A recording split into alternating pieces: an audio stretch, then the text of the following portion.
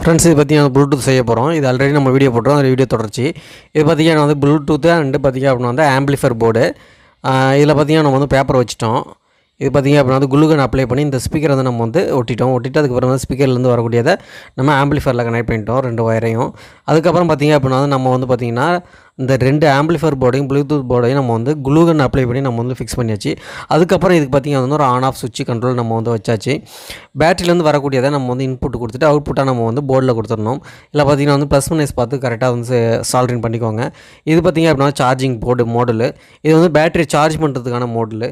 இதை பார்த்திங்க அப்படின்னா அந்த பேட்டரி வந்து இந்த இடத்துல வந்து நம்ம வந்து குளுகனில் வச்சு நம்ம வந்து ஃபிக்ஸ் பண்ணிடுறோம்.